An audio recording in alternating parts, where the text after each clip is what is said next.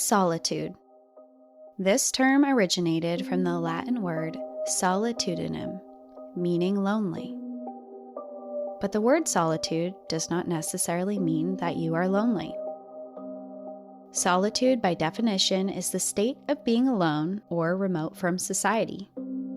The word carries the sense that there is joy in being alone by choice. Where do you go to be alone? Do you take shelter from the outside world in the comfort of your home? Do you take a long drive in your car listening to your favorite songs? Do you find your solitude on an empty trail through the woods or deep into the backcountry? Solitude morphs its way into every person's lives in different ways. Often, though, it is the simplicity and calmness of the wilderness that feeds our needs to escape from civilization. There are instances where people even decide to hide from society altogether and live out the rest of their days as a hermit to live in solitude indefinitely. Oddly enough, these people who attempt to escape the curious eyes of society ultimately can end up attracting the most prying of eyes. Hermits are an outlier in society, and it's hard to understand someone that chooses to live so differently. After all, what are these people hiding? Welcome to National Park After Dark.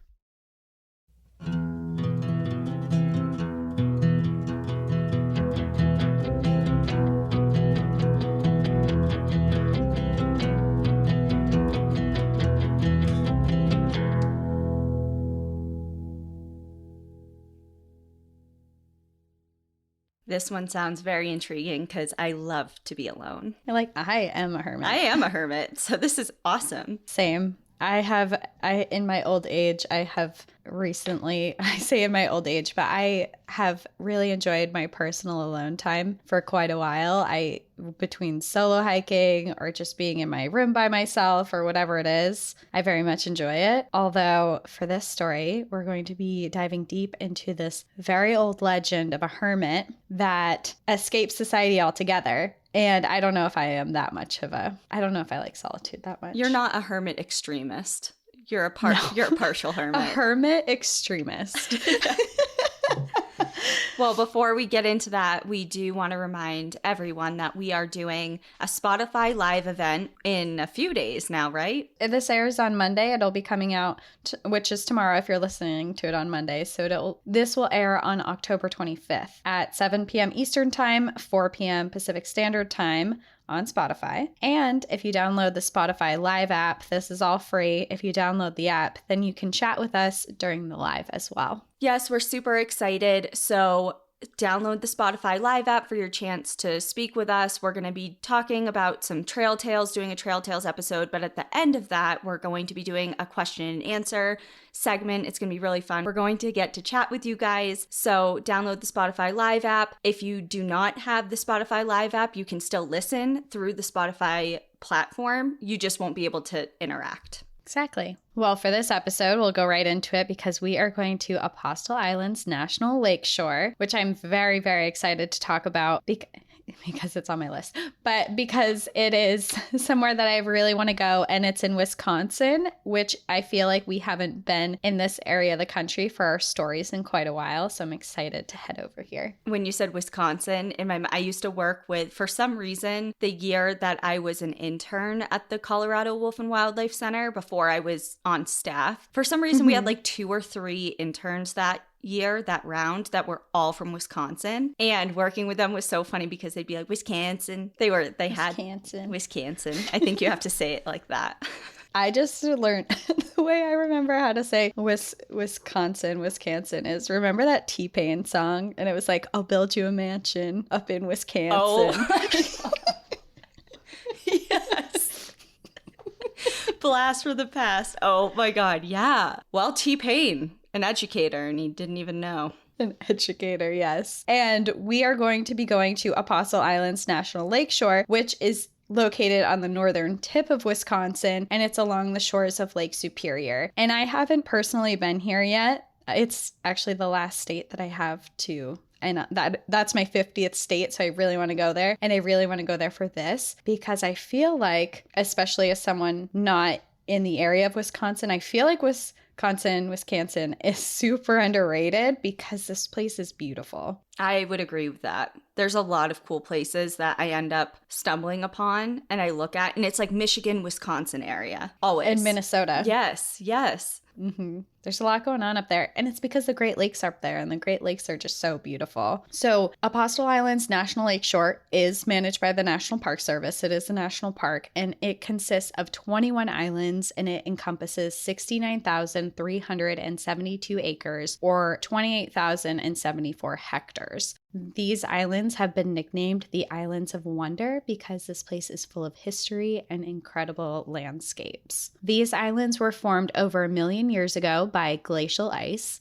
wind, and waves from Lake Superior, resulting in giant sandstone cliffs, sea caves, and miles of incredible beaches. The Apostle Islands have been used for thousands of years, with its first inhabitants to be indigenous tribes. Many Ojibwe legends and history are present on the islands. It was first established as a national lakeshore on September 26, 1970, and it was established to be able to conserve the area and also provide recreation use. Many of these islands offer public docking for your personal boats and serve as a popular summer destination for fishing, as the waters have a bunch of different species of trout and salmon. Camping is also a popular recreational activity, as 18 of the 21 islands allows it with permits and reservations ahead of time. Many people come here to swim, kayak, and scuba dive around the islands as well. Apostle Islands National Lakeshore is home to more lighthouses than any other national park unit within the United States. They have 8 historic lighthouses on 6 different islands. These lighthouses have been guiding boats and ships through rough waters of Lake Superior for generations. However, there are about 80 known shipwrecks around Apostle Islands, with many of them never being found also. So 80 that we are aware of. Yeah. And are accounted for. No, not even all are accounted for. They know that the ships wrecked, but they never found them. Okay. So I guess my question is there 80 of them that we know the location of, or 80 that we know wrecked in that area in total? 80 that we know wrecked in the area. Okay. Do you know if some of the scuba diving operations around there is in search of these wrecks? Yeah. There's people constantly that are looking for them. A lot of the scuba diving is also to see the ones that we do know about, to just check them out. Just and take a peek around. Yeah, there's a lot, and there's a lot of stories of shipwrecks here, and this isn't a shipwreck story, spoiler alert, but I feel like at some point we're going to come back because there are some pretty heavy shipwrecks that are here as well. But I found this story and I was really intrigued by it, and it was different than anything we've covered. But there are a ton of shipwrecks, and there are 21 islands on the national park, which I mentioned. But we are going to be heading and focusing on only one of those islands today, and it is called Hermit Island. Okay. Because of a hermit? A person that was a hermit? A person that was a hermit. It was named after. And we're going to go all into that person's story because it's very interesting, and it has become a big legend around a lot of the visiting of Apostle Islands. Hermit Island is known for its impressive sandstone cliffs, and it also serves as a popular rest area for kayakers. There's no campsites here, but because it is close to the mainland, it is common for visitors to hang out for a little while. This island is known to see black bears because it is such a short swim for them as well. It has gone by other names in the past. It was originally known as, I'm going to try and pronounce this, but it's hard, Ashuwagwindag Minis, which was named by the Ojibwe people, meaning the further island. It was eventually renamed after Hermit, who once inhabited the island during the 1850s. He had retreated to the island and built his own cabin there away from all the other people. And he was known to be a person that you should never approach. And this story is filled with some violence, some romance, a murder, and a lot of money. As most stories involve one of those things. We got them all. So Hermit, does he have a name? I'm assuming it's a male. Yes, it is a male, and this hermit's name was William Wilson, or so we think. He was a very mysterious man, and no one actually really knows about his early life. That's definitely an alias. William Wilson? Come on. It's super bland. Come on. He's like, how many William Wilsons could be out there? That's like I can't even Someone think. named William Wilson is listening to this and is like, that is not bland. That is not an alias. sorry. It's my real name. I'm sorry. It's unique. Bill. Yeah, I think you would go by Bill Wilson or like W. W. William Wilson. God, that's so fake. Anyways, go on. So even though there wasn't much known about William Wilson, some say he was born in Canada in 1792. This hermit of what was later known as Hermit Island has become a bit of a legend in Apostle Island's National Seashore, and that is because nothing was ever written about him while he was alive. All historical events about him are in writings that happened after he died. Okay, so the accuracy is questionable. Mm-hmm. Okay. There are many different versions of his tale, and we can't say with complete accuracy which one is 100% certain. But what we do know is that William Wilson, or whatever his name truly was, he did exist at some point, and he did inhabit Hermit Island long before it was given that name. It is believed that William first arrived in Wisconsin in the year 1837. He was 46 at the time, and he had settled in the village of LaPointe. LaPointe is a small town on the western shore of Madeline Island, and it still exists today, this area. Madeline Island is the largest of all the Apostle Islands,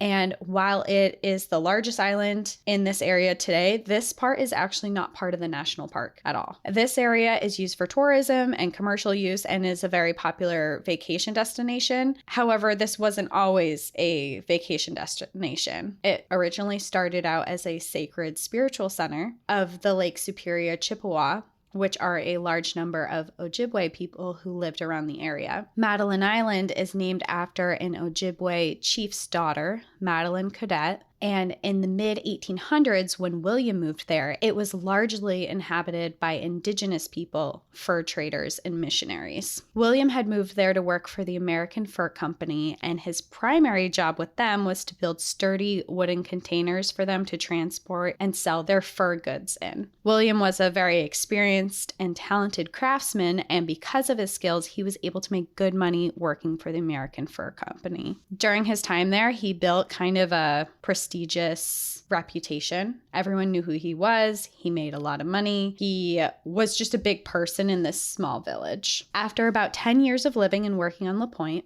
William suddenly up and rerouted his life to live on Hermit Island, which at the time was called Round Island. This is a 2-mile-long piece of land in Lake Superior that had absolutely no one else on it.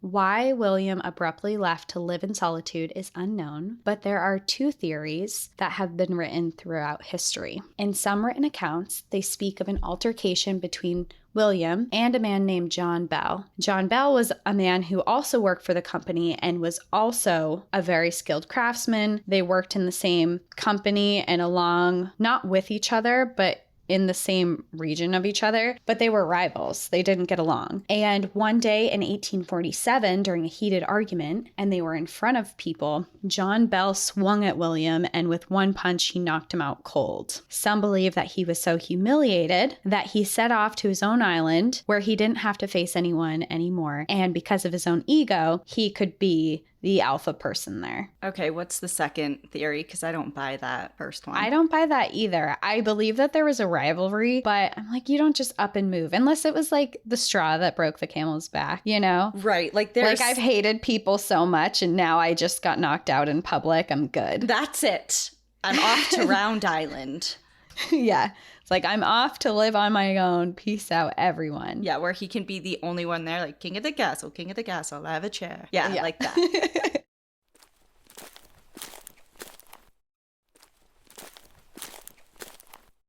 The other theory is that he was actually heartbroken. There isn't documentation of a marriage, but there were many writings and rumors that he did have a wife who had suddenly fell ill. And when she died, he fell into this deep sadness and he ran away from everybody. And he decided to live in solitude on Round Island instead, which I think sounds more plausible. I 1,000% agree with that. And it's interesting that you bring this up because I did something very random yesterday. So I guess my first question is, you said there's no documentation of a marriage, like no marriage license, written records in regards to like in that way. Do you know if there's any like correspondence, like letters between him and another woman and a woman? It doesn't sound like they found anything like that. And it doesn't seem like there's really anything cohesive that shows he was married or in a relationship. But there are writings that date so far back that have to do with a woman. And there was also some writings of someone coming up to him while he was on the island, like later in life, and he was asleep sitting next to a tree, and he was just like in his sleep, he was like whimpering a woman's name. Okay. Which is part of why this, I think, started circulating as well. Okay. Well, I just asked that because yesterday, this is so random, but have you seen Sex and the City, the movie? Yeah. The original one, not the second one? I've seen both. Okay. Well, in the first one, when Carrie and like, what's the guy's name? John, her husband, the Big. I was like, Big. Yeah, him. He reads from this book, like this love letter book to her. Remember that?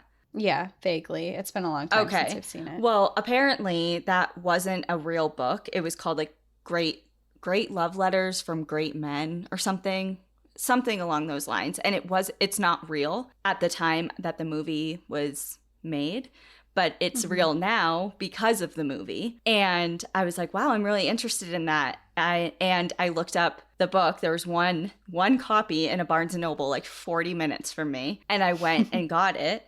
And I've been powering through it all last night.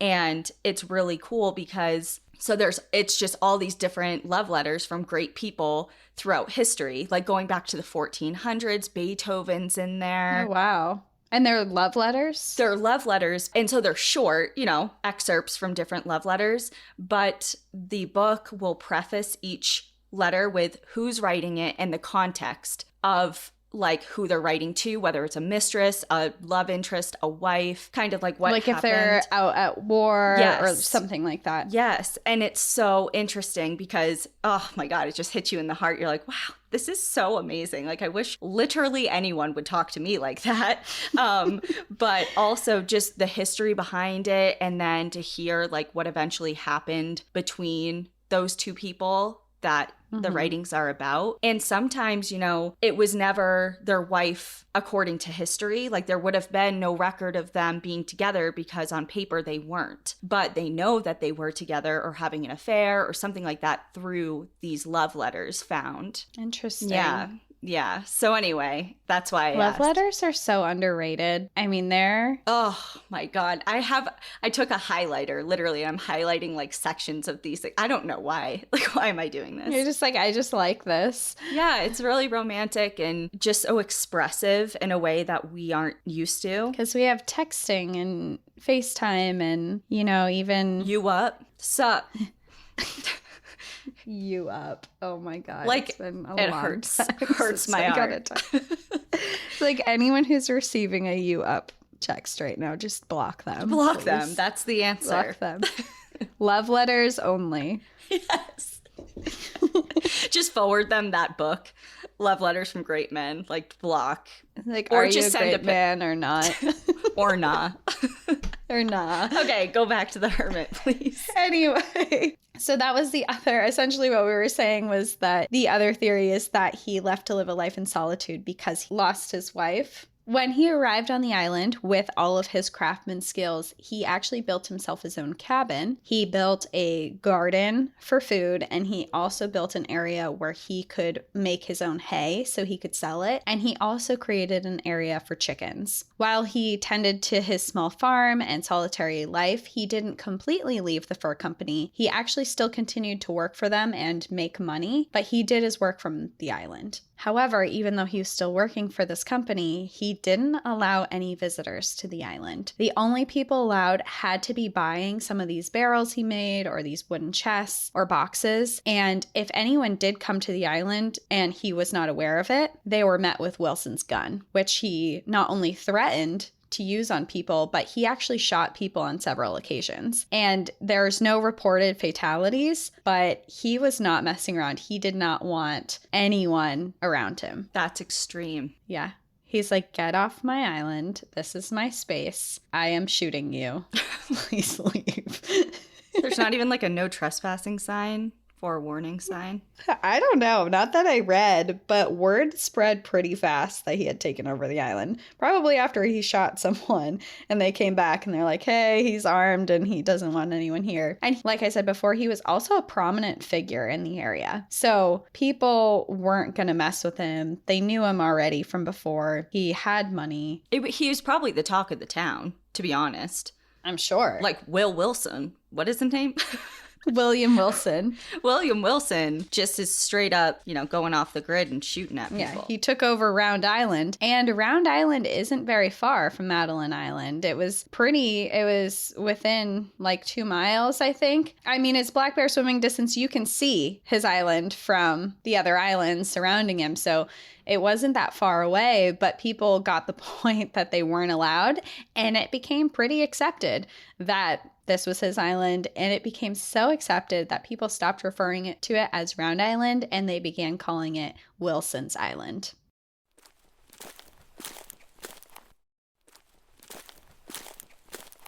While William Wilson was private and aloof, and he kept most people at an arm's distance, he did maintain one friend. His name was Benjamin Armstrong, and he was a man that he had known on Madeline Island who had also decided to move his family to the nearby Oak Island. He built a small trading post on the island and was quickly known as a person who could get anyone anything that they wanted. Later, Benjamin Armstrong became a prominent person in the Apostle Islands history, and he had actually moved there from Alabama, and he learned the language of the Ojibwe people. So he often served as a government translator to make deals between the groups. But for William Wilson, he knew him for his whiskey, and Benjamin Armstrong was able to supply it in large demands. While typically people would order a bottle or 2 at a time and then return to Benjamin to ask him for more, William wanted to avoid interactions with people as much as possible, so he placed an order with Benjamin for an entire barrel filled with whiskey. Well, and he is also on an island, so logistically wise, you gotta stock up. Yeah. It's just like the smart be crossing the... Right, like, I'm just gonna get 1 bottle at a time and go back and forth and waste my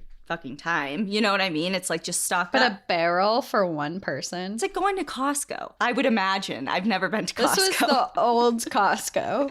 The original Costco. But I will say, so Ian's family has it's been in their family for hundreds of years, and they have an island in Maine, on one of the lakes in Maine, and to get there, you have to get there obviously by boat, and it's kind of it's nothing crazy, like it's not like you have to stock up and once you're there for weeks at a time because it's so out there, but it is a process to get there. The island doesn't have electricity or running water, but it's awesome. Oh, wow. It's awesome. Yeah. It's like a compound. It's not just one house. There's like a lot of, they built it up over the last, couple hundred years, and it was so cool to go to.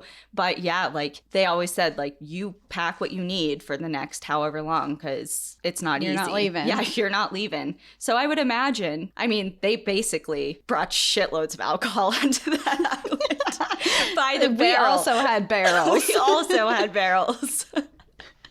That's so funny. Well, this was pretty much how William became friends with Benjamin, because he had access to bring him this huge amount of whiskey that he wanted. And while William became fond of Benjamin, that wasn't the reason that he was friendlier to him than anyone else that he had interactions with. William had never been taught how to count, and specifically, he had never learned how to count money. And one day, when Benjamin came to deliver his whiskey and told William the price, William handed him an assortment of coins he estimated should be about what he had asked for, but Benjamin was shocked when he handed him the money. He had handed him almost 3 times as much as he had asked for, and instead of taking the money, he gave the excess amount back to him. And at this point, William admitted that he didn't know how to count it, and that he had been living his life assuming that people he paid for services were being honest with the amount he was paying them. Wrong. Definitely Wrong. not. No one was being honest. No. He was the first one that was honest. I was just going to ask, how the hell did he get through life? Fake it till you make it. Well, apparently he was taken advantage of. I'm sure. 1,000%. Of course. But he did have money because after seeing how honest he had been, William actually asked Benjamin if he would count the amount of money that he had brought with him to the island. And he also asked if he could teach him how to count it himself. So Benjamin sits down with him, counts all of his coins, explains to William how to count it, and also gave him some tips on how he should manage the money that he did have. And when he was done counting everything, he found that William had $1,300 on him, which to put in today's money is over $40,000. He's like, just so you know, you're rich. Like, you have a shit ton of money. Surprise. You have 40 grand just like sitting in your living room right now. Benjamin also informed him after this how dangerous it was for him to have that amount of money just sitting around his house, and that he should not so freely show people that he had it ever again. Well, and it's like, I don't know how much this is. Someone could have been like, this is like $5. It's like, this isn't anything. This isn't anything, and you actually owe me more, and then take most of it. Yeah. Or just someone knowing that he's alone on an island with that amount of money just sitting there. And Benjamin was a good friend. You know, he's like, hey, man, luckily, it sounds like Benjamin was pretty well off himself, so he wasn't interested. So he's just like, hey, it's not safe. Not only should you not have it just sitting out, you shouldn't tell people, and you should also hide it. And with that, William agreed that he was going to store it in a really safe place where no one would be able to find it, and he vowed that he would never talk to anyone else about it any further. Over the years, the two of them became friends, and Benjamin felt the need to look out for William. William would occasionally go to his island to visit, but he would never stay there longer than an hour. But he was pretty much the only person that he would actually have friendly visits with.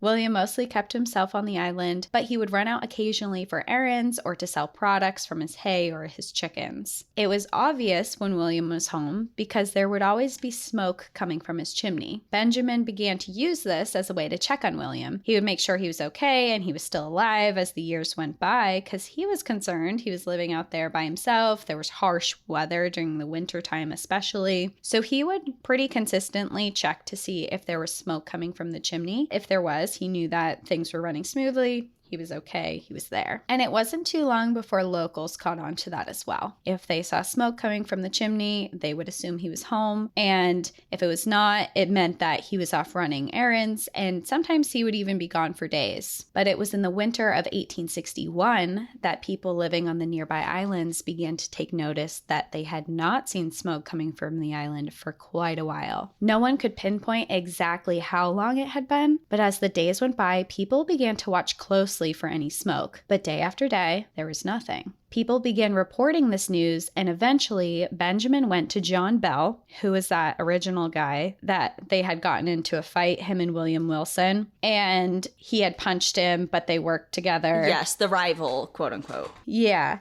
and he asked him if he had seen them, because even though they weren't friendly, they did have an active relationship because they both worked for the fur company. He asked him if he had seen him, and he noted that it was unusual that William would have left the island for such a long period of time, but John Bell reported that he had not seen him in about 2 months.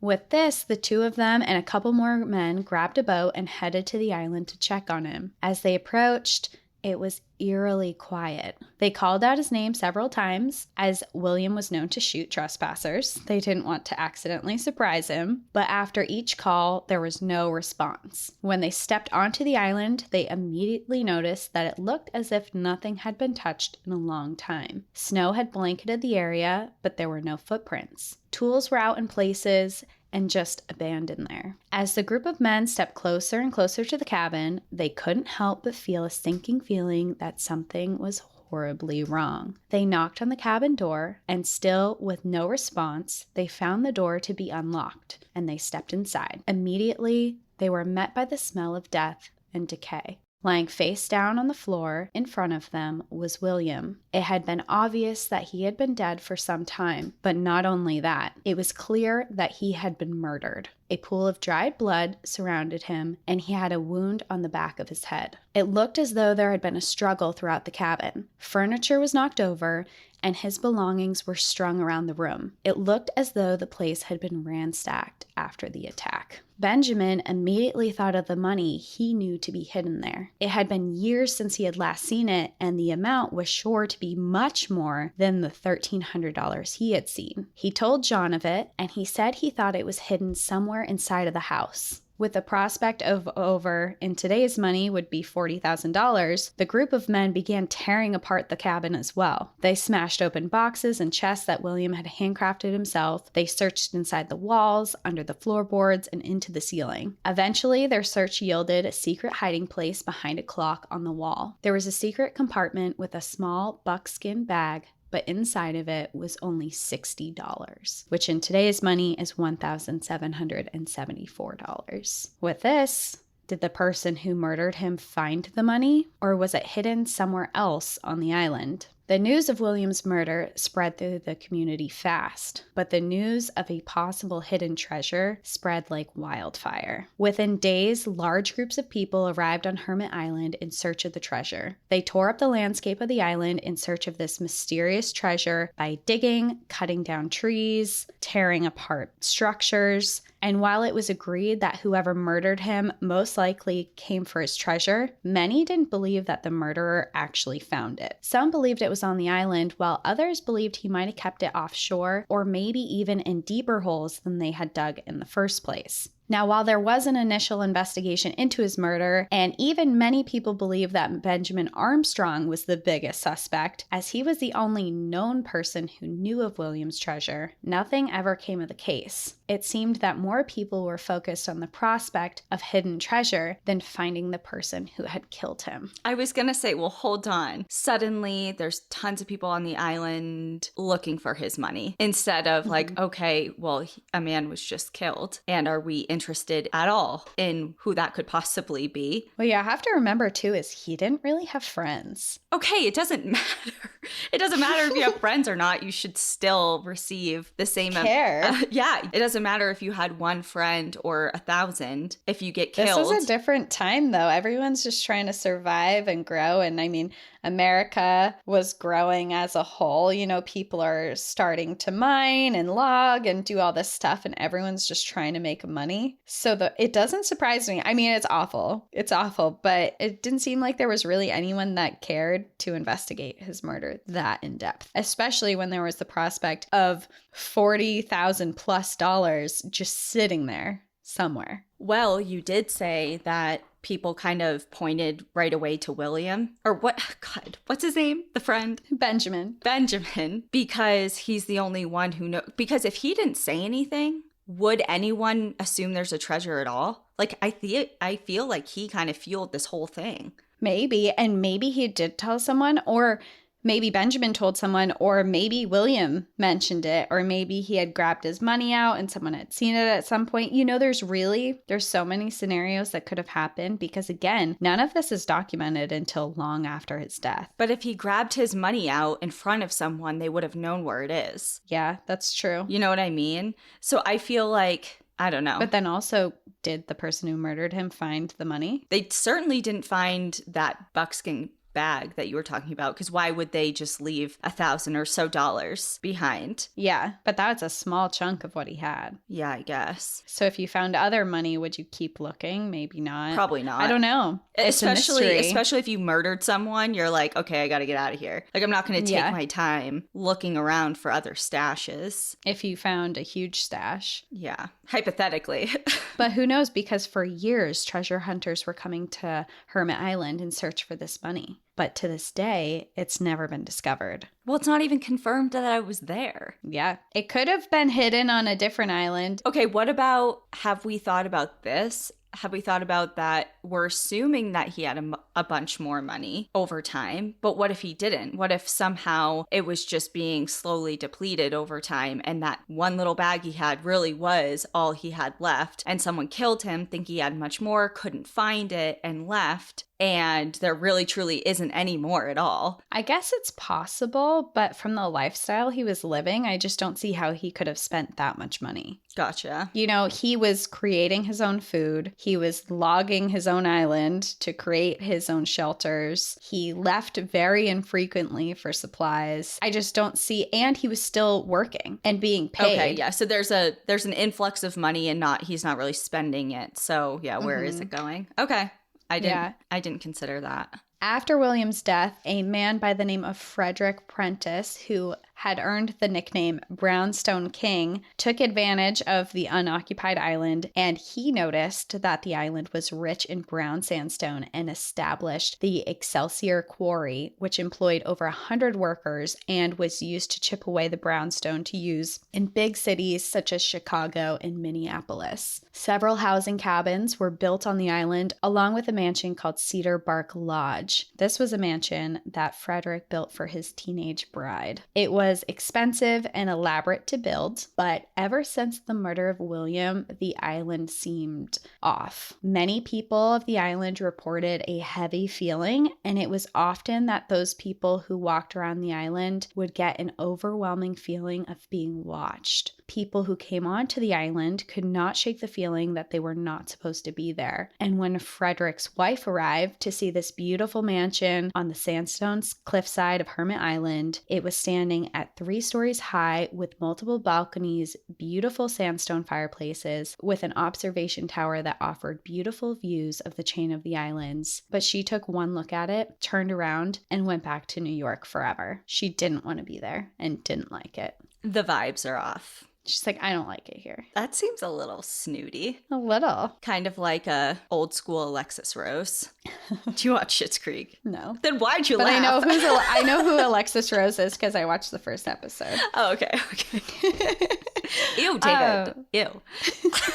And some people say maybe she just left because she was from New York City and she's like, I don't want to live on this island. I don't care about this mansion. What is this? But other people said the island was kind of scary. There was just this really off vibe that was there. And maybe she felt it. And with her not wanting to be there, Frederick left the home abandoned and returned to New York as well. The quarry was in his business for several years until the economy crashed and cities no longer wanted this brown sandstone because there were new trends of stone that were becoming more popular. Now, during this period, strange things kept occurring to the residents of the island. They continued to have these overwhelming feelings of being constantly watched, but it would especially happen when they would walk alone. In several occurrences, workers reported to see William Wilson. On nights where the moon lit up the island, they reported seeing him walking the shores with what looked like to be a shotgun in his hand. He never came too close, and he would mysteriously disappear. On top of this, the quarry was running into some bad luck and some severe financial issues. Frederick eventually sold the quarry in 1897 to a wealthy investor from Minnesota named Elias Drake for $10,000, which would be about $313,000 in today's money. That is not bad. No,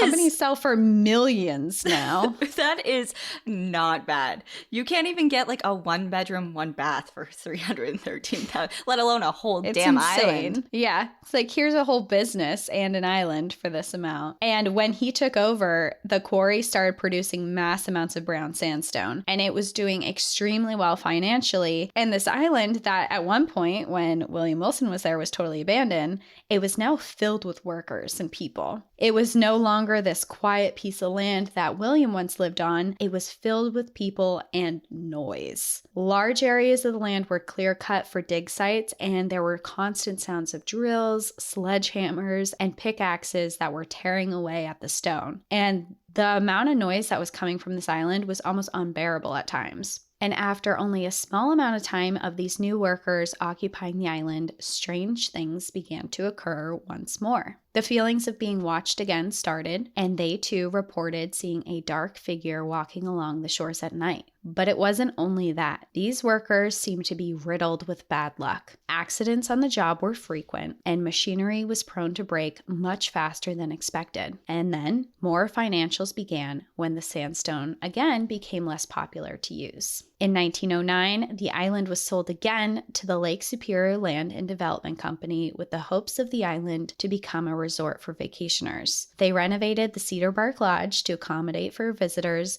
with luxurious rooms, and they made it able to hold 25 guests at a time. But almost as soon as the business opened, it was shut down. Another family started a farm and an apple orchard on the island, but they were constantly riddled with bad luck as well. Between weather, their crops dying, and machinery mysteriously breaking, they had to shut down by the 1930s and abandon the island altogether. Another person tried to reopen the resort, but again had to shut down almost as soon as it opened. Over the next 40 years, ownership transferred several times with people trying to build some structures or start recreational uses for the island, but nothing was ever able to stay established. Ventures were abandoned time and time again. The only owners who have ever been able to maintain their ownership of the island since William Wilson was murdered is the National Park Service. In September of 1970, 21 islands were given protective status along with 1/4 of a mile of shoreline off each island. The National Park Service reverted Hermit Island back to its wild state, one that most likely represents more of what it was like when William Wilson lived there. They demolished the Cedar Bark Lodge along with the old cabins of the quarrymen. William Wilson's cabin had long been destroyed over the years of use, and although if you look closely, there are small signs of history that took place here, with some leftover cut sandstone and some pieces of old boating docks off the island, it has been mostly returned to its wild state. It is now mostly considered a home for bears. There are no campsites here, and people who visit only stay for a quick stop on the island. While the overall feeling of the island seems to be more peaceful, occasionally a visitor will report seeing a strange figure standing on the shore at night or a feeling of being watched. But overall, it seems that William's spirit has finally found peace, knowing that the island will remain in a peaceful and natural state. I was just going to say, it seems like all is well now that it's back to its most natural state. And isn't it so crazy how all of that can happen? All of that activity can happen. And looking at it today, you would never know. It's just an island with some rocks and some trees. Just everything's being reclaimed. Remember that show? Oh my God, I think it was on like Discovery or History maybe. And I'm not even sure 100% of what it's called. I think it was like 100 years later or something later. And it was basically a hypothetical post-apocalyptic world, like what it would look like after a certain amount of years of people not being here. Yeah, and they showed how plants would retake over and they'd like grow up through the concrete. And how they'd the animals take over buildings and animals would return to the areas that they were before. That's what this reminds me of, kind of. It's really cool. Well, it's essentially what happened is the island did, because there was a lot of logging on this island too. And I'll post pictures of it on our socials and stuff. But lots of trees were cut down. There were holes dug up everywhere. And there's trees on the island now. And there's life on the island, and there is a small part that the National Park Service, right around where the Cedar Lodge used to be, that remains open, but it's mostly so visitors can get on the island easier. Right. I don't think there was any other treasure. You think that after all these years, all that activity, everybody purposefully looking for the treasure and inadvertently digging up the area and stripping everything down and nothing was ever found? Like, I don't know, man. I feel like... I don't know. It's a cool story, and it is a interesting legend, and one that I understand the allure of it and the interest of like, oh, but he was like this, kind of out there guy. He was to himself. He had a lot of money, but there's a murder, etc.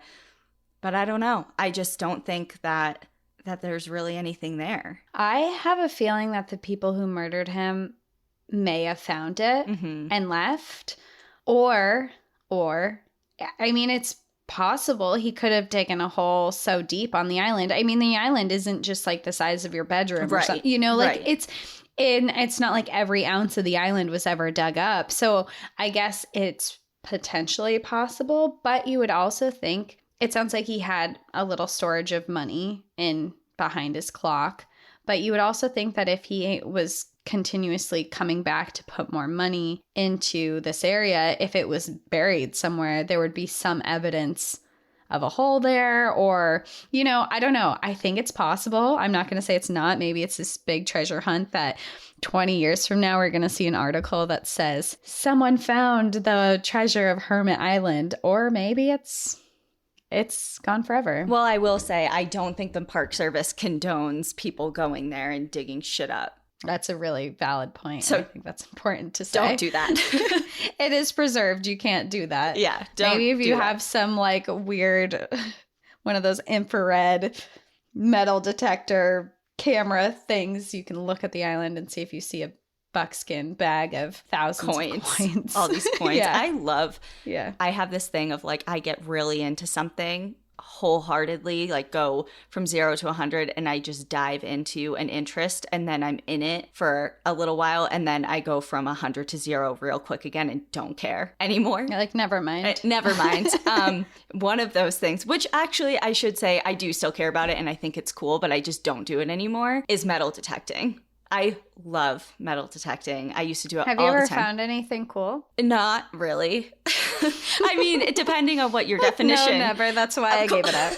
I never got rich, obviously, from it. I don't know, just like obviously because in New England, everything is so old, there's just bound to be, especially in town. I remember there's this house where I grew up, the town I grew up, and I would pass it on my way to work every day. And it was beautiful. And it had one of those plaques like circa 17, whatever. And I would see the man out in the property all the time. He was an older gentleman. And I'm like, I feel like his property has something on it. Because there was ruins of a shed and stuff on part of it, but the home itself was beautiful. And I finally got the courage to go to his front door and ask him. I knocked on his front door and I asked him if I could use the metal detector on his property. And he said, yeah. And he's like, just share anything you find. And I didn't find anything amazing. I found like a couple old bullets and a horseshoe. But other than that, nothing of note. But yeah, it's the thrill of it. But I will say what stopped me is like you see it, you see people all the time on the beach like looking for stuff, especially after storms, like in the Keys. That's the best time to go because you never know what gets stirred up. But it's really, there's a lot of restrictions on where you can and can't legally metal detect. Yeah, because I'm sure they don't want people just digging up areas. Right. And like if there's anything of archaeological significance, like you can't just have like me like digging just, around. Like ripping up. Yeah. So I understand why those rules are in place. And there are, legal ways to do it and different clubs you can join and things like that. But I just dropped it. I was like, okay, well, it's not easy to do, so I'm just not going to do it right now. Classic. But it was fun at the time. And if anyone is a metal detector out there and has found anything really cool, I would love to know. So please email us. Selfishly, I want to know. But don't do it on Hermit Island. Don't do it on Hermit Island. That's a no-go. You can go there, but if people have been there and you get to kayak and stop there and it looks like a cool spot. I mean, Apostle Islands looks beautiful because one, you have all these islands. The water is turquoise blue. They have all these island caves that you can kayak into. Yeah. And Lake Superior is huge. It's like you're on an ocean when you're there. And it even looks really beautiful to visit during the wintertime because you can walk across parts of the lake and you can walk into these caves. And it's just the whole island looks amazing. There's lighthouses that are really historic that are there. There's so much history outside of just this legend of this island, but it definitely seems like a really cool place to visit. I would love to go there. But that's everything that I have for today's episode. Well, if anyone finds themselves there, be sure to enjoy the view. But watch your back. Bye. Bye.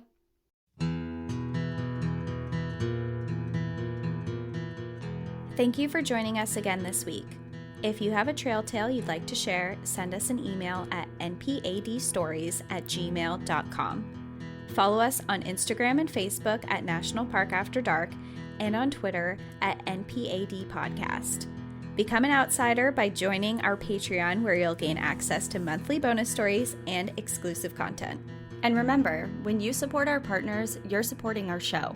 To access our special discount codes along with source information from today's episode, check out the show notes.